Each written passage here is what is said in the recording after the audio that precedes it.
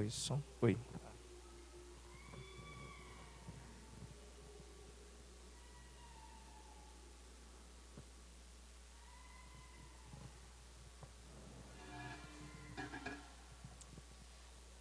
Na segunda carta de Pedro, no comecinho, Pedro abre a carta dizendo: graça e paz vos sejam multiplicadas no pleno conhecimento de Deus e do nosso Senhor Jesus Cristo.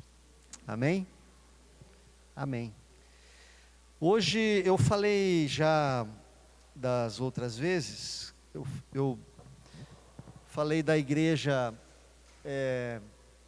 endógena ou voltada para dentro, comparei com o ministério de Jesus, que sempre foi o ministério do ID, de não se fixar num lugar, de alcançar as pessoas onde elas vivem.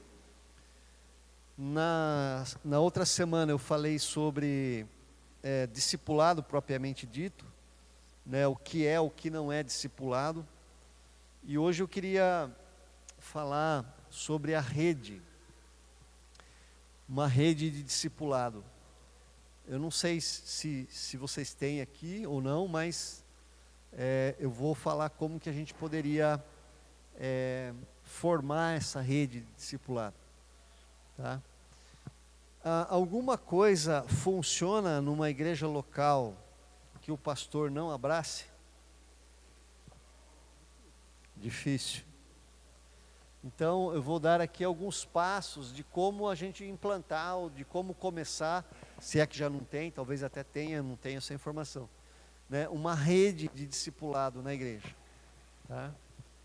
Primeiro passo, qual é? Bom, aqui para vocês terem uma ideia, num determinado momento um recorte da rede lá da minha igreja, ok? Então eu tenho lá os discipuladores lá em cima, 1, 2, 3, 4, 5, sabe? E embaixo aqui eu tenho os discípulos, tá? E ali nessa rede de discipulado dá para a gente ver bem os que não são batizados, os que são os discipuladores e os futuros discipuladores, ou seja, que tem potencial para discipular alguém. Porque nós falamos na semana passada que discipulado é um efeito dominó, certo? Teu nome? Com F? O Fagner, o discípulo Fagner. Se parar aqui, se não tiver sequência, morreu aqui o discipulado. Lembra que eu falei quem discipulou Paulo mesmo? Barnabé. Barnabé é Paulo, Timóteo. Timóteo, homens capazes e outros homens. O discipulado é essa bola de neve, né? É que nem o Rolling Stones, pedras que rolam, uma avalanche, bate uma pedrinha que bate mais em 4, bate em 8 e vai caindo e aí faz aquela avalanche.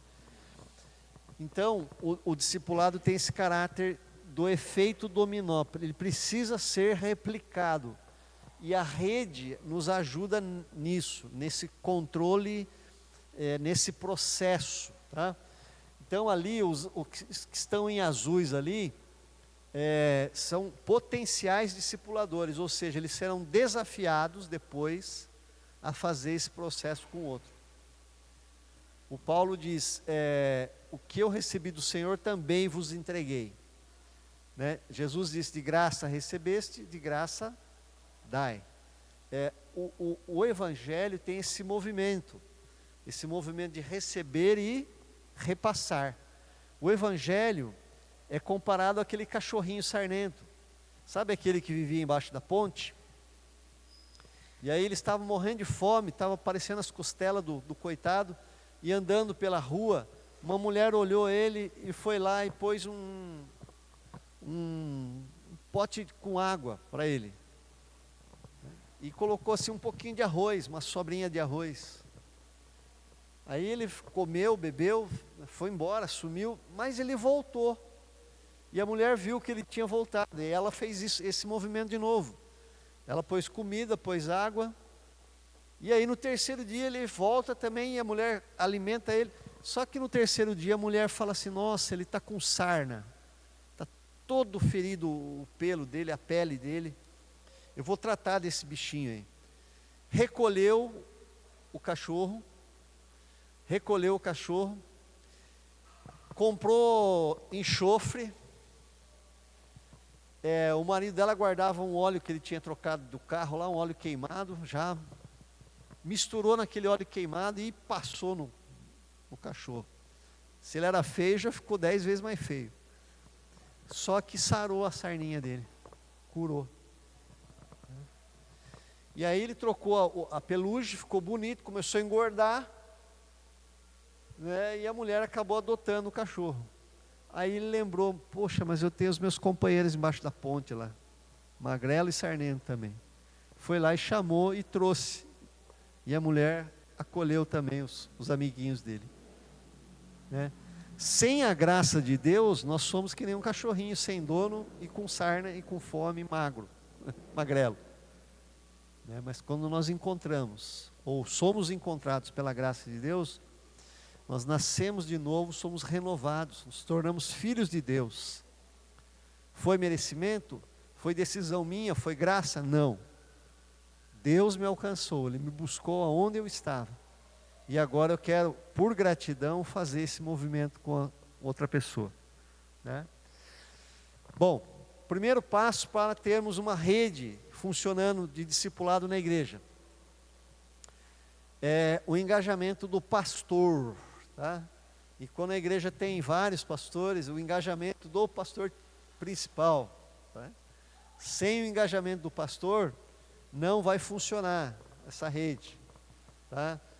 Eu já fui convidado para pregar sobre discipulado, fui em igrejas, fui numa igreja, fizeram até uma camiseta de discipulado, né? O pastor me levou diversas vezes lá, mas o pastor nunca discipulou ninguém.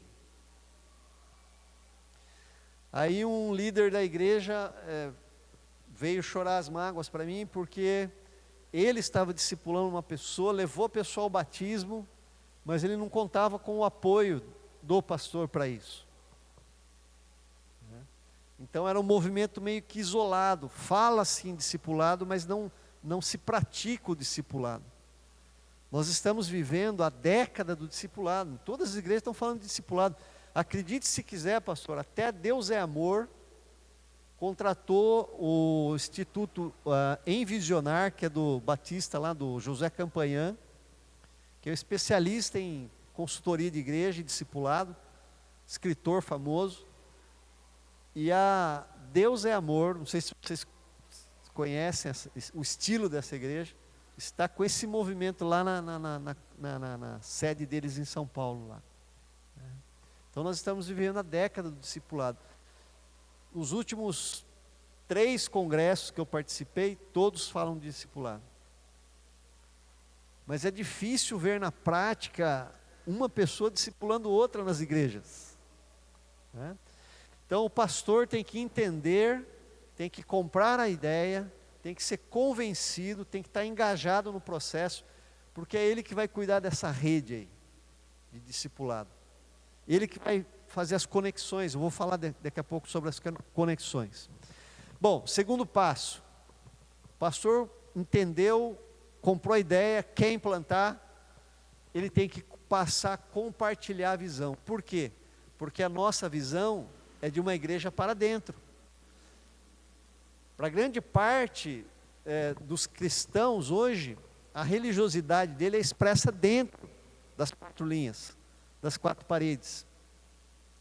Né? O bom membro de igreja hoje tem 3 características. Primeiro, ele é frequente na igreja. Segundo, ele oferta. Terceiro, ele dá um bom testemunho.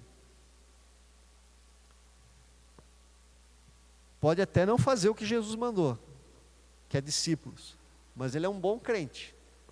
Pastor gosta dele, qualquer pastor gosta de um crente que vem frequentemente, que oferta e que dá um bom testemunho. Né? Então, essa visão tem que ser compartilhada, tem que ser, como uma água que bate numa pedra dura ali. Eu passei 6 meses treinando um grupo para a gente começar a igreja nova. Né? Começamos a igreja nova, o treinamento continuou. Um dia eu falei, olha, A gente precisa crescer com pessoas não convertidas, não só com crente de outra igreja. Aí o irmão falou assim: mas pastor, eu convido as pessoas para vir à igreja. Eu falei: poxa, há tanto tempo eu tenho falado que não é convidar para vir na igreja. Evangelizar não é convidar para vir na igreja. Evangelizar é você se aproximar da pessoa e você evangelizar aquela pessoa. Vir à igreja será uma consequência da conversão operada pelo evangelho no coração dela.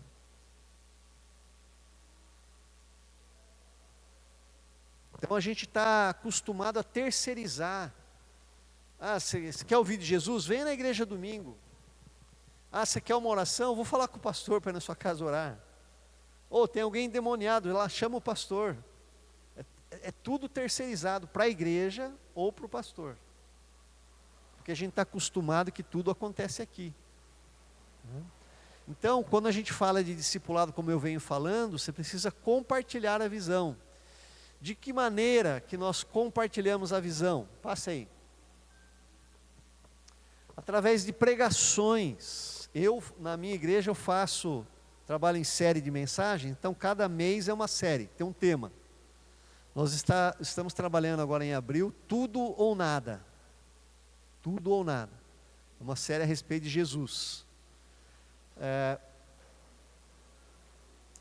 Mas todo ano eu faço uma série a respeito de discipulado. Lógico que você dá vários nomes diferentes, mas o tema em geral, o assunto é discipulado. Para reforçar a visão. Às vezes faço até 2 por ano. Então, nas pregações, nos estudos bíblicos, a gente fala sobre discipulado. Nos treinamentos, como está sendo agora aqui, né, comigo aqui, tá?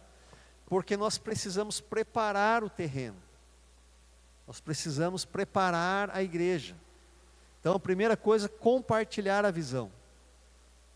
Até que os membros da igreja, até que cada um fala: mas espera aí, eu preciso entrar nesse processo aí. Porque é isso que Jesus quer de mim. Tá? Então, o terceiro passo, aí, depois de compartilhar a visão, é buscar o apoio da liderança. O apoio da liderança. A liderança precisa comprar a ideia para caminhar junto com o pastor. O pastor sozinho não faz nada, né? Precisa dos líderes. E eu vou falar uma coisa para você, eu não sei quem é líder aqui, então eu estou bem à vontade para falar.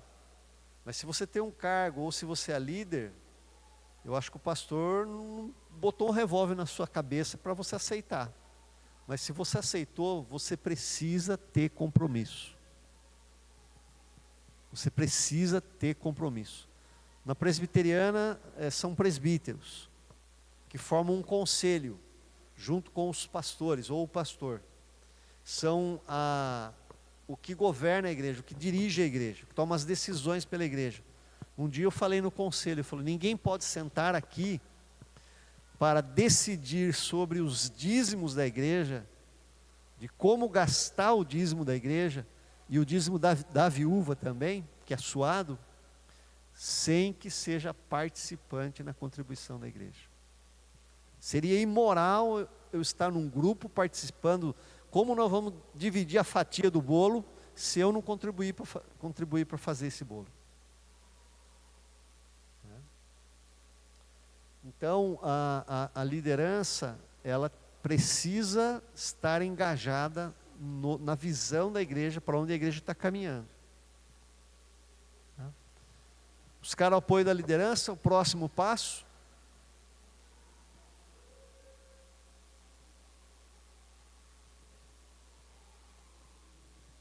Pode passar. Aí sim, capacitar discipuladores. Tá?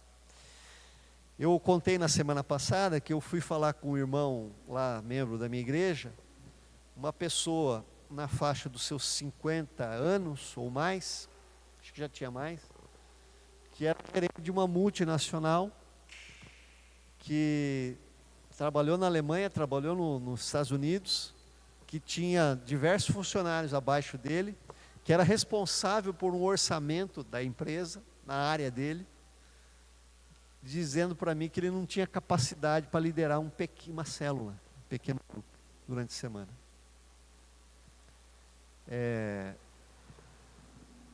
Lógico que ele tinha, né?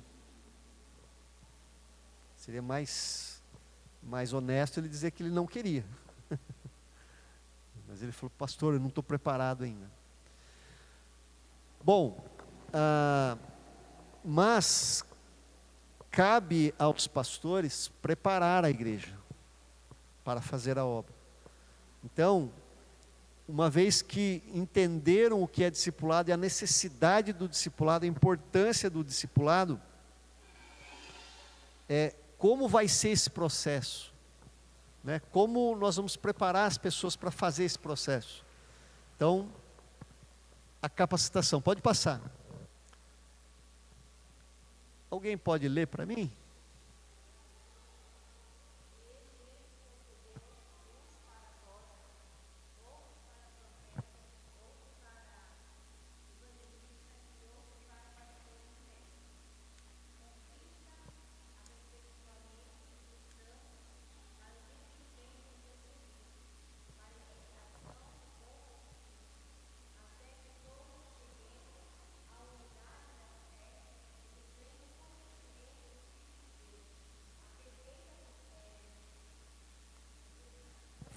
Varonilidade.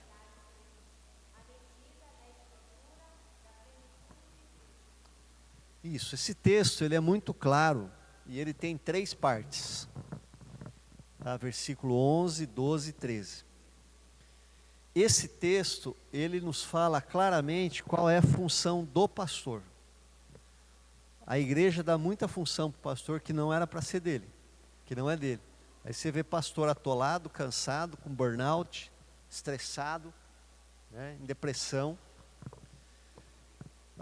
Quando a Bíblia diz que a uns Deus deu para apóstolos,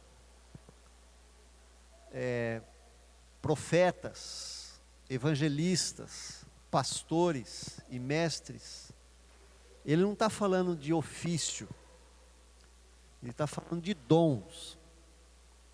De dons. O dom do apostolado é o dom do missionário.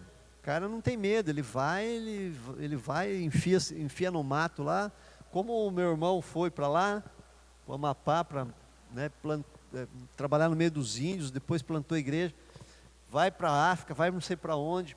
Apóstolo significa enviado. Profeta, evangelista, pastores e mestres. Nós não temos, com exceção de algumas igrejas, apóstolos. Tem apóstolo aqui? Não, aqui é pastor, né? Tem bispo? Não, é pastor. Mas digamos então que essas figuras hoje, elas compõem o que nós chamamos do ministério pastoral, tá? Daqueles que Deus chamou e capacitou com os seus dons para liderar a igreja. Qual é a função do pastor? Então vamos resumir hoje na figura do pastor. A figura do pastor volta lá no versículo, por favor, Heitor.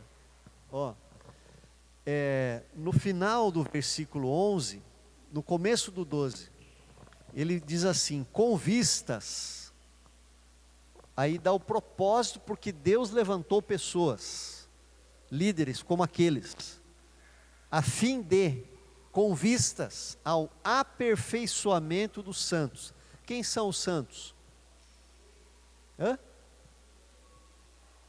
Os crentes, né? Os crentes são santos. Você pode ser chamado de santo. Aos santos que estão na cidade de Colossos, graça e paz da parte de Deus nosso Pai. Aos santos que estão na cidade de Éfeso, né? Então aqueles que foram separados ou santificados. Então o pastor, ele vai aperfeiçoar ou equipar ou treinar ou ensinar os santos para o desempenho do seu serviço dos santos. Ele vai melhorar, ele vai equipar, ele vai aperfeiçoar os crentes para que os crentes desempenhem o seu serviço. E os crentes desempenhando o seu serviço, o que vai acontecer? A edificação da igreja. Então quem que faz a obra? É o pastor? Não, são os crentes. O pastor prepara e equipa os crentes para fazer a obra. Tá? Bom, o pastor ensinando e os crentes fazendo, todos vão chegar à maturidade. Todos vão chegar à maturidade.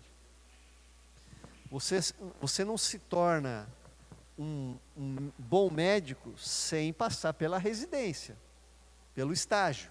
Residência é estágio. Você tem estágio para engenheiro, o cara está com um monte de matemática na cabeça, teoria, mas não sabe fazer o negócio, pôr a mão na massa. Ele entra como estagiário. A empresa vai contratá-lo, é engenheiro júnior, depois pleno, depois sênior. Ele vai crescendo lá dentro. Como que você se torna maduro? Fazendo. O que o meu irmão lá, que eu disse estava equivocado, é que ele estava há 25 anos numa escola, na igreja, numa escola dominical, muito boa por sinal, né? E ele ainda não estava preparado para fazer a obra.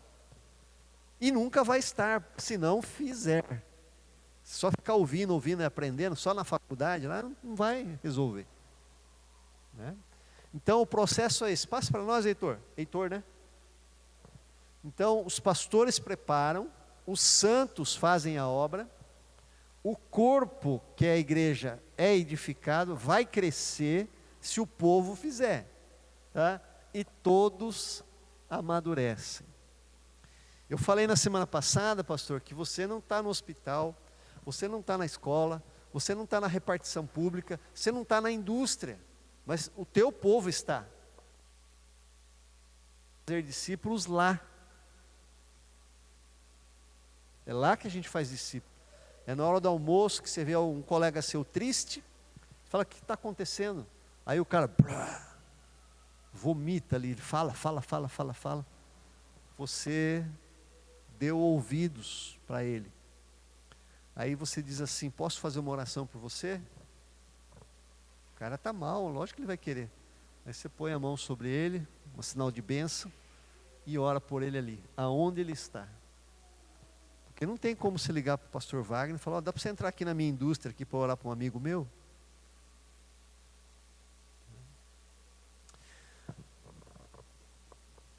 No Antigo Testamento, o Espírito Santo é dado para 3 classes de pessoas, vocês lembram? Hoje, qualquer cristão tem o Espírito Santo, certo? Mas no Antigo Testamento era para os reis, para os profetas e para os sacerdotes, né? Mas, quando Jesus morreu, diz a Bíblia que o véu rasgou do alto até embaixo, e rompeu a separação do Santo dos Santos. Então todo cristão hoje é um sacerdote. Esse é um legado da reforma protestante, o sacerdócio universal de todo cristão. Você tem uma classe chamada de sacerdote? Tem. O pastor é o sacerdote, o padre é o sacerdote. Mas a função dele é equipar vocês. Porque vocês também são sacerdotes.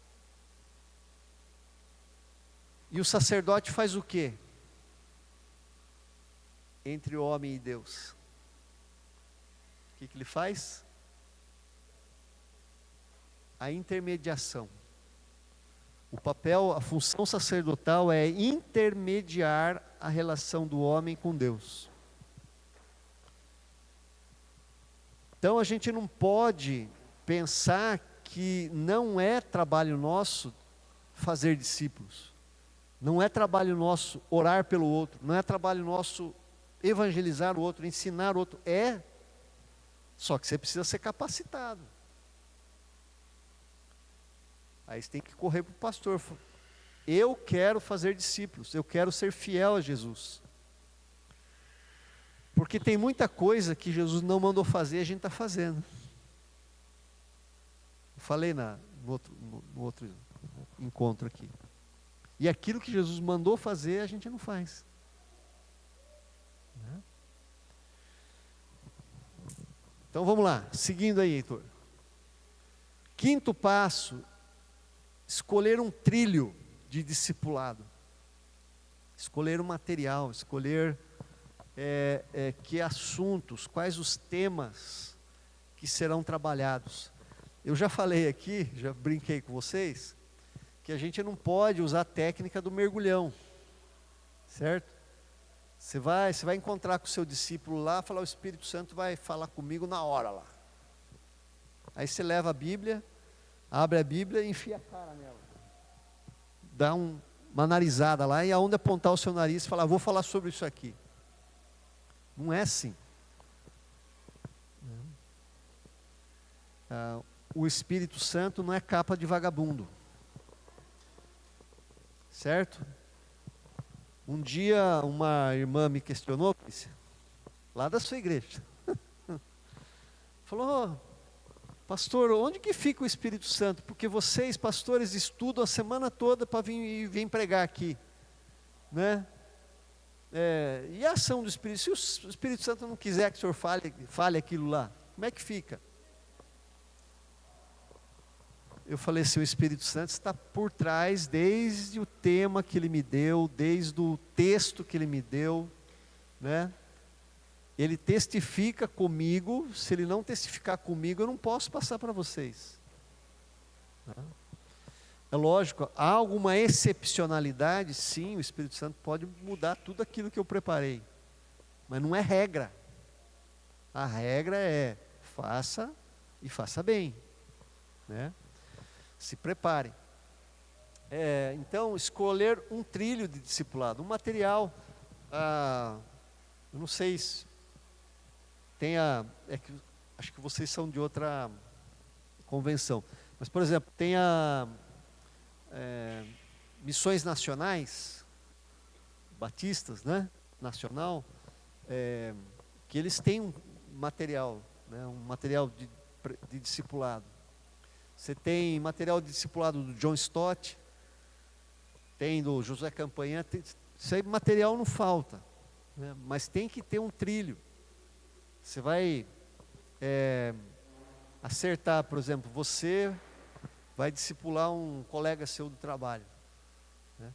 Aí você vai marcar um dia da semana em um horário, hora, data e local. O que você vai conversar com ele? Você pode pegar o famoso lá, Evangelho de João, que tem aí, bem didático, você vai seguindo João ali com perguntas e respostas, mas você tem que ter um trilho, você tem que ter um caminho, e deixa a palavra de Deus fazer a diferença na vida da pessoa. Eu me lembro que a Denise, minha irmã, começou a discipular uma mulher que era espírita, e ela estava no trilho, estava no material. E aí, logo no começo, ela mandou uma mensagem para mim, dizendo que a mulher falou que ela achou a Bíblia muito machista. Eu falei para ela, não se preocupe, siga o plano. Porque discipulado, nós aprendemos na semana passada, é um processo. Lembra da história que eu contei lá do Josiel? É um processo. Daí ela continuou, passou meses, ela mandou uma mensagem, falou, olha, glória a Deus, a mulher entendeu o que é a graça de Deus. Porque espírita é baseado na caridade, né? Na ajuda que você dá para as outras pessoas, que você vai expurgar os seus pecados. Então, é o processo, e esse trilho, né, bíblico, né, material que você vai trabalhar com a pessoa, vai dar um direcionamento para você. Tá? É lógico, aí você vai ter que ver os temas, você vai ter que ver doutrina, se é boa, se tem a ver com a igreja aqui, se não tem a ver. Né? Ok? Próximo. Bom, aí, já com tudo certo de que vamos implantar uma rede de discipulado, nós precisamos estabelecer esse processo intencional. Vou pegar você de exemplo aqui. Tá? Vocês são o quê? Casados? Tá. Quantos anos de casados? 1 ano? Tá. Vocês podem olhar aqui dentro e ver um adolescente ou uma adolescente, ou um casal de namorados, bem jovenzinhos, e falar assim, ó, vem comigo, quero discipular vocês. Vocês vão uma vez por semana, vocês vão na minha casa. Ou você vai na casa, mas daí seu namorado mora em casa diferente. Vocês vêm na minha casa, a gente vai fazer um café e a gente vai acompanhar vocês. Nós enfrentamos alguns processos no namoro, no casamento, e a gente vai aconselhar vocês, né? Vocês vão gostar. Ah, beleza. Mas vocês olharam aqui, perceberam alguém e chamaram. Então é enxergar, convidar, discipular. Tem gente que vem para a igreja e fica solto aqui. Está solto, está gostando, está vindo todo domingo, mas está solto. Não tem ninguém acompanhando essa pessoa. Você enxergou?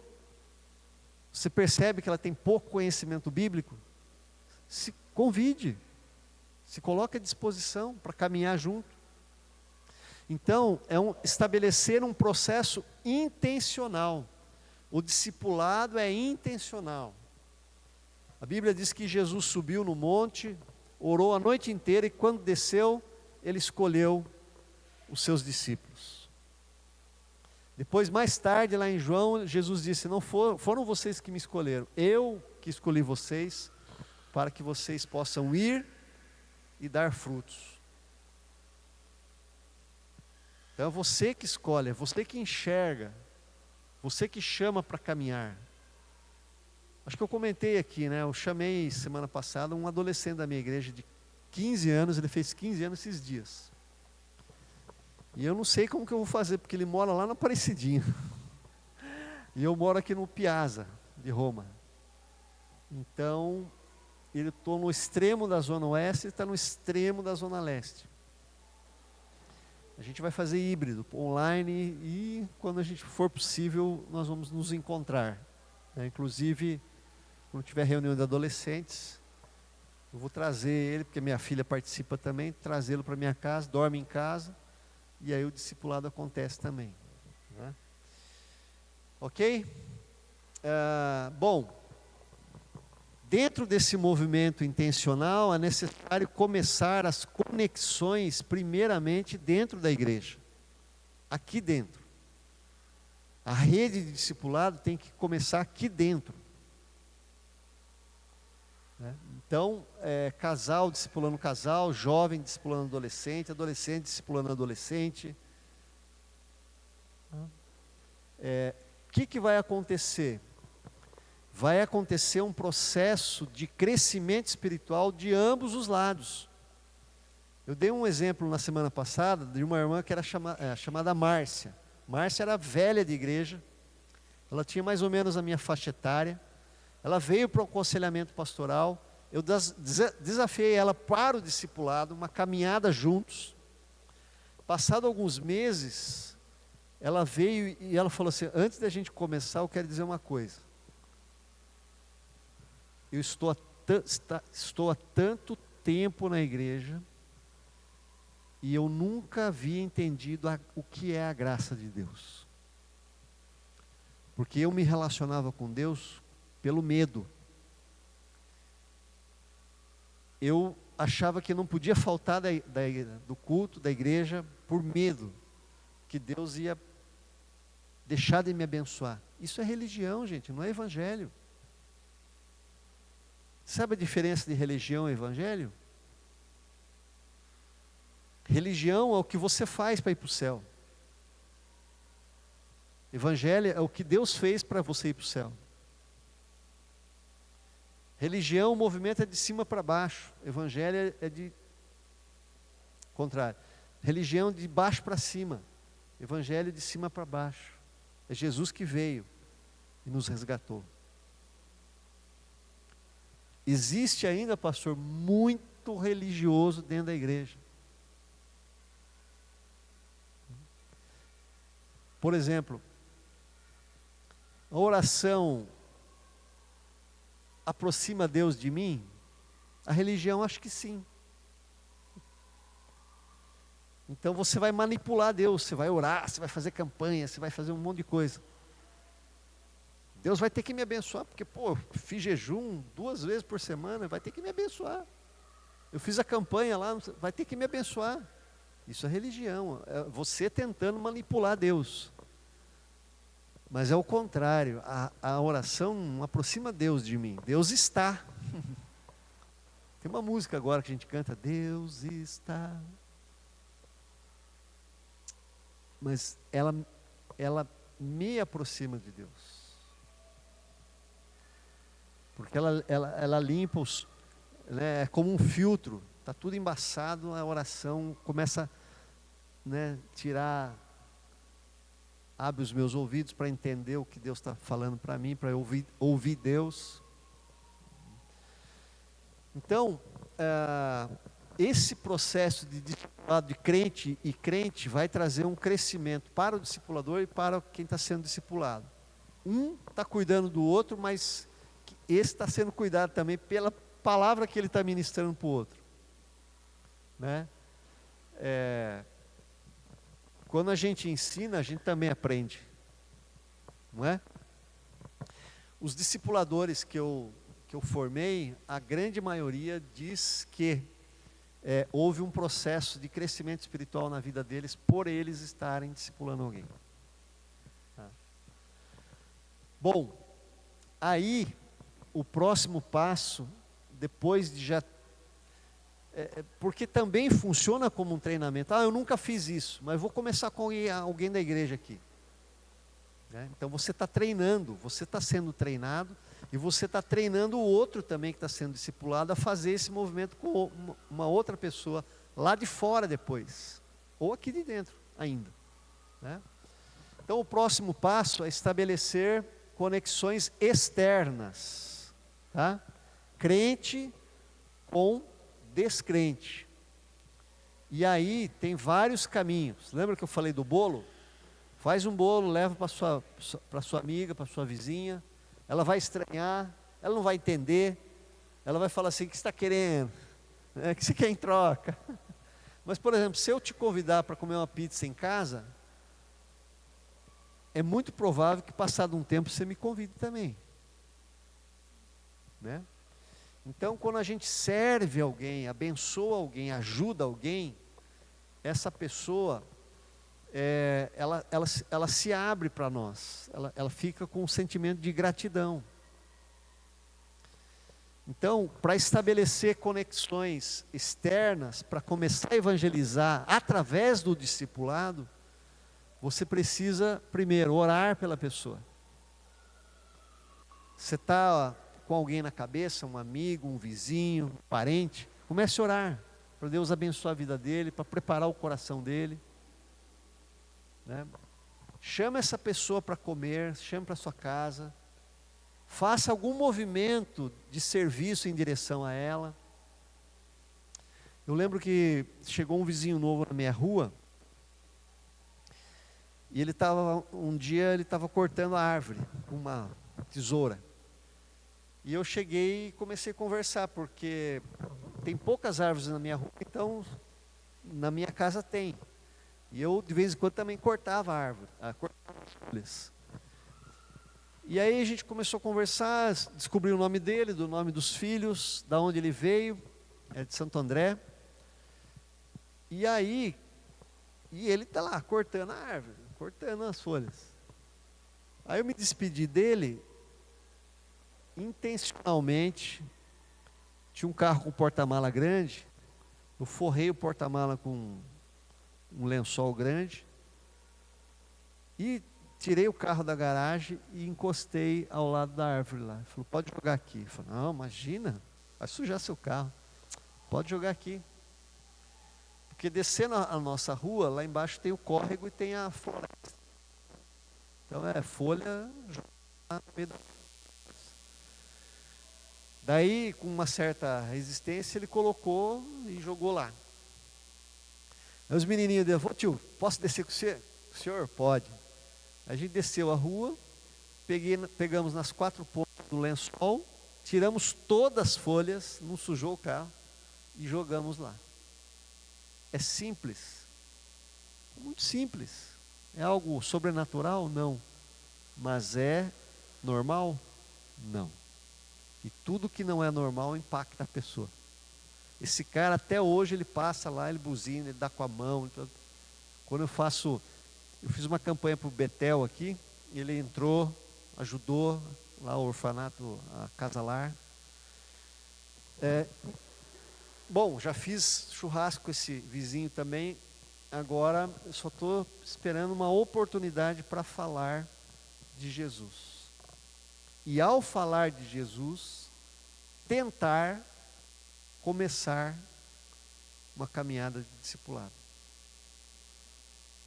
Porque se você fala de Jesus uma vez só e depois nunca mais fala, né? Mas se você traz para o discipulado, ele pode demorar 6 meses, 1 ano, 1 ano e meio, mas a palavra está ali no coração dele toda semana, vai atingir o coração dele, vai se converter. Estabelecer conexões. Próximo passo. Vamos lá, Heitor. Bom, aí você, então, estabelecendo as conexões internas e externas, você cria uma rede de discipulado. Então, quantas pessoas nesse quadro estão no processo de discipulado?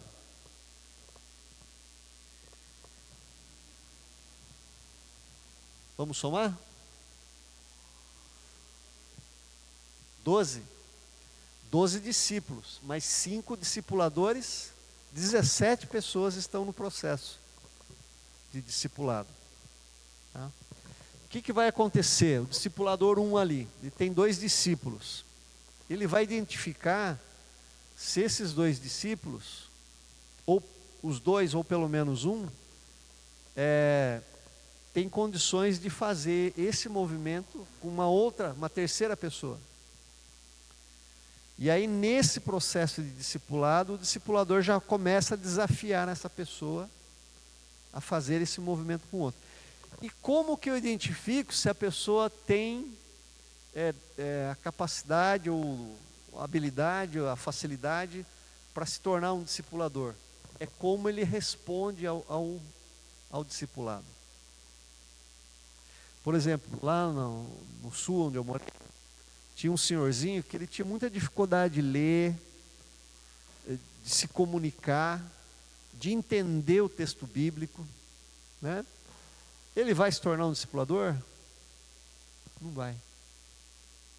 Mas ele, sabe no que ele era bom? Ele era bom de visitar, em orar, em trazer as pessoas para a igreja. Isso ele era ótimo. Então, amém. Ele está fazendo a parte dele. Agora, quando você está transmitindo a palavra de Deus, e você vê que a pessoa pega aquilo com uma facilidade, né? Então ela tem facilidade também para fazer isso com outra pessoa, tá? Bom, então aqui estabelecida a rede, nós precisamos fomentar o efeito dominó. Abra em 2 Timóteo 2:2.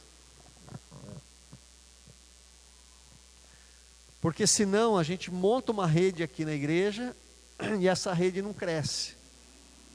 Ela fica só entre vocês aqui.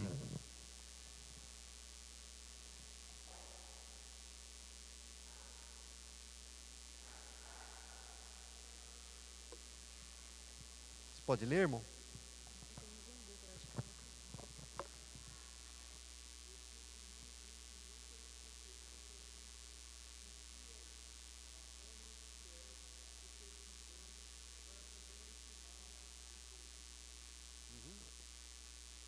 Então, o que eu passei para você, Timóteo, passe a homens fiéis, para que esses homens fiéis passem para outros.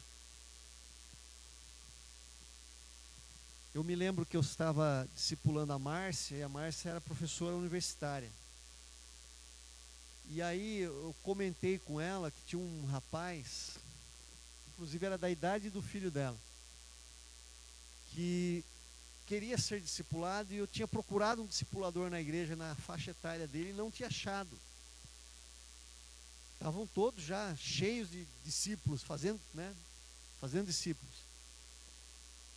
E é interessante que eu estava num módulo de estudo com ela, que era um modo de desafio mesmo, né? Jesus nos chama para ser testemunha, para ser discípulo, para ser um adorador, para ser um servo. E o estudo daquele dia exatamente era eu ser uma testemunha de Jesus. E aí no final tem todo um desafio ali no final do estudo. E aí ela, se o senhor achar que eu posso discipular esse rapaz, eu me coloco à disposição. É tudo que eu precisava. E aí você percebe o efeito do discipulado na vida da pessoa. Porque o assunto já era esse. E aí ela aceitou o desafio na prática. E ela começou a discipular o rapaz. Né? Então, precisamos sempre fomentar esse tombo do dominó. Se você está sendo discipulada, já vai com a intenção, falou, estou aprendendo aqui, mas eu vou fazer isso com...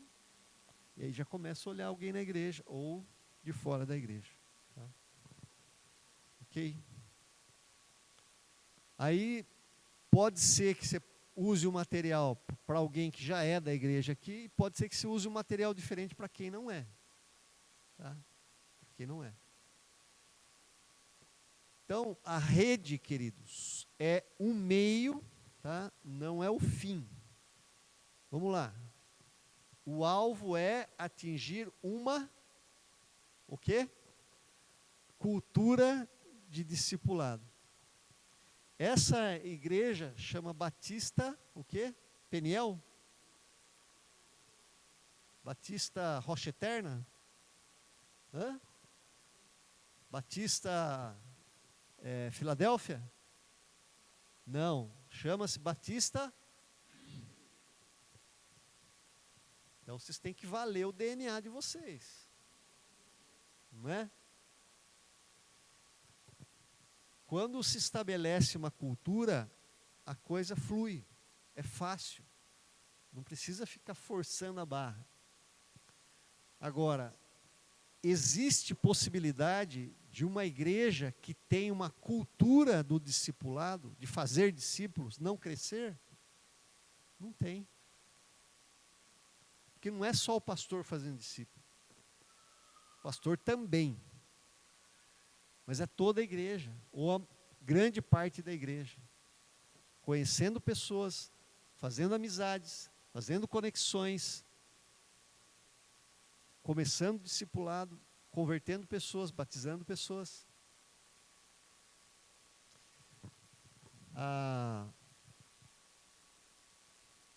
Eu fiz várias conexões, eu procuro sempre fazer conexões de discipulado. Deixa eu ver se eu lembro de uma aqui. Sim. A minha filha fez amizade com uma menina da rua e a gente acabou conhecendo os pais dela. Essa menina começou a ir na igreja. E aí, só que ela ia sozinha, ia de carona. Aí os pais falaram, pô, 1 domingo, 2 domingos, 3 domingos, vamos ver onde ela está indo, né? Eles foram. Na primeira noite que eles vieram no culto, eles descobriram que eu era pastor. Me viram lá na frente. Eles não sabiam. Eu não faço questão de falar. Aí, eu os convidei para uma pizza em casa. Intencionalidade. Aí eu descobri o nome deles, quem eles eram, o que eles faziam, de onde eles vieram. Beleza. Aí eu fiquei perguntando, será que domingo que vem eles vão de novo, né? Se gostaram da igreja, eles vão. Se não gostaram, não vão. Eles foram. Daí foram mais um domingo. Daí a esposa veio conversar comigo uma demanda de aconselhamento pastoral, problema no casamento.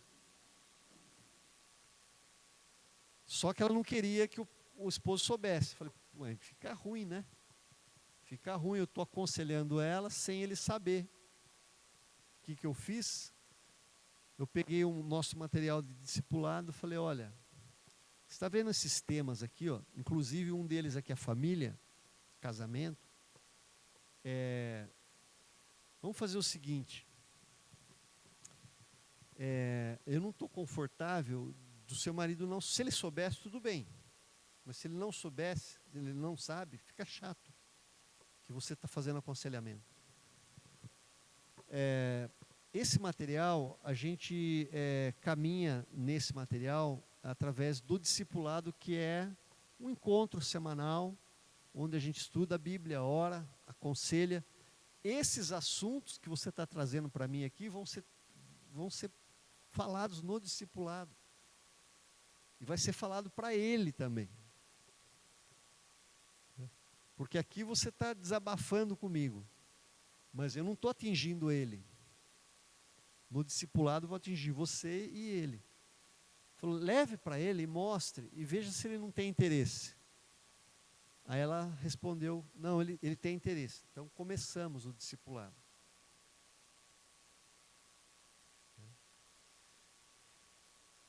Aí, eu não sei se eu falei semana passada, mas foi um processo maravilhoso, né? Acabei batizando toda a família.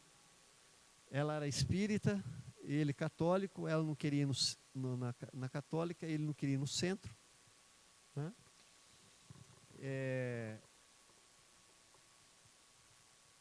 E outros milagres aconteceram ali. Um outro que eu fiz essa conexão de discipulado foi um japonês do meu prédio. Eu contei, tinha gente que não veio, eu vou contar bem rapidinho.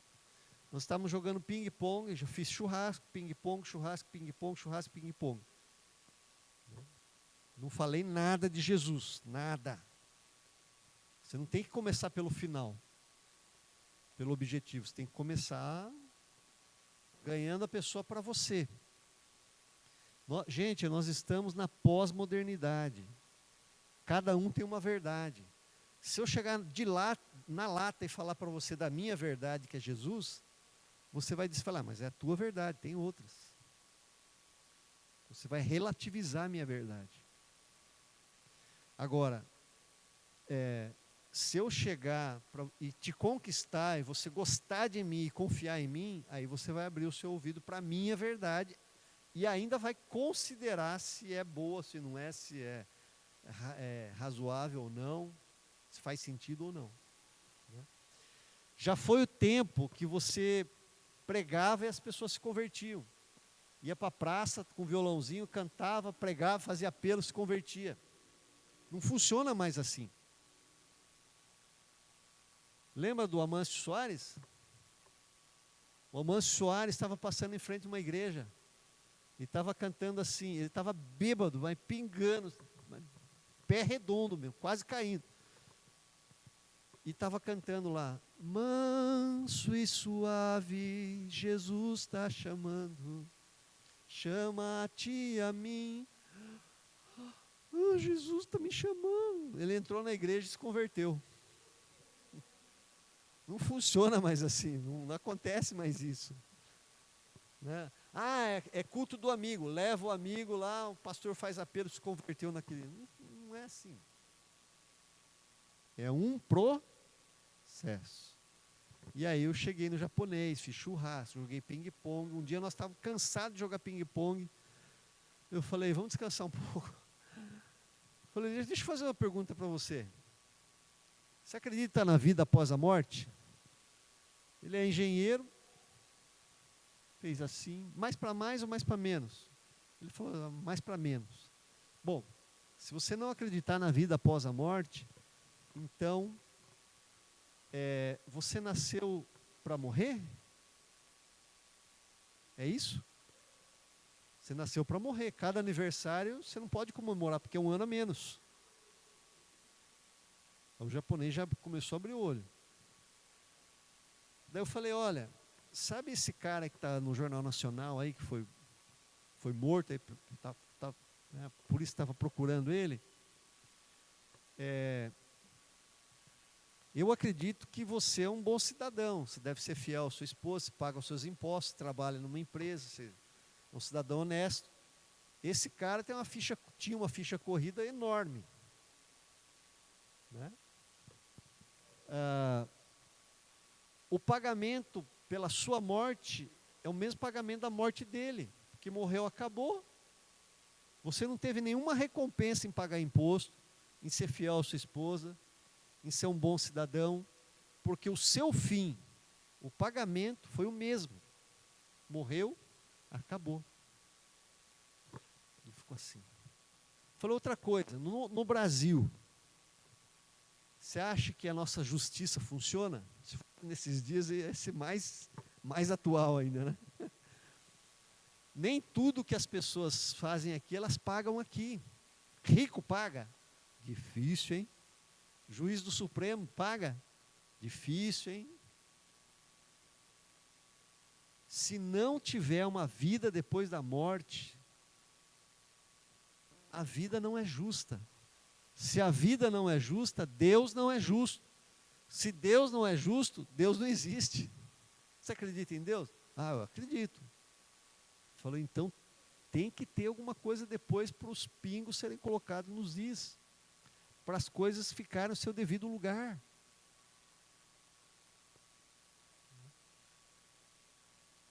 Aí, convencido ou não, eu dei a cartada final. Eu falei assim, você tem Bíblia? Ele falou, tenho, mas não entendo. A bola ficou na marca do pênalti. Comecei o discipulado na semana seguinte. Não era casado, casaram. Fiz o batismo. Hoje ele é presbítero e tesoureiro da igreja. Então são conexões que a gente faz intencionalmente. Ping-pong. Uhum. Ping-pong. Valeu as aulas que eu tive no seminário de ping-pong. Na hora do intervalo a gente descia lá, a gente pá.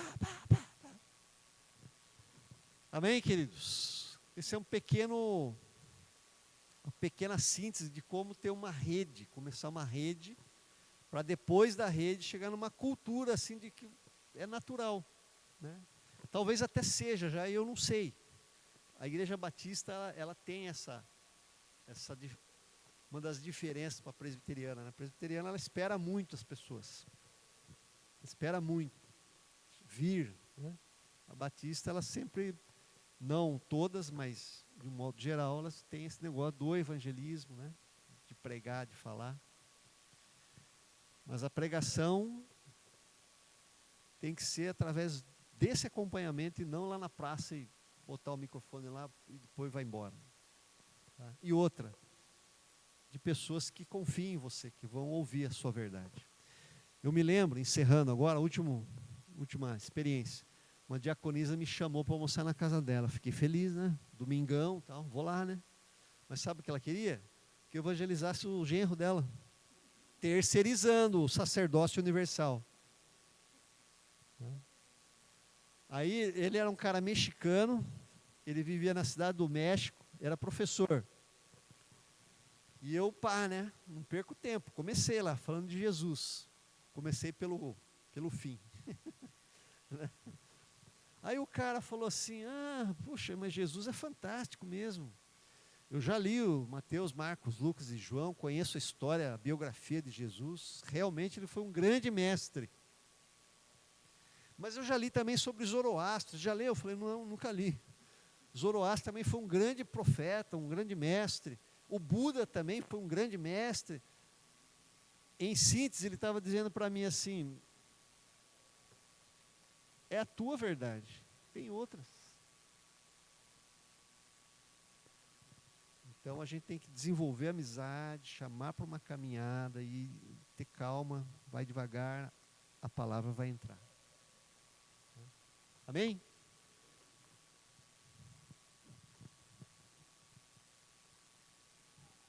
Semana que vem continua o tema, hein? Discipulado.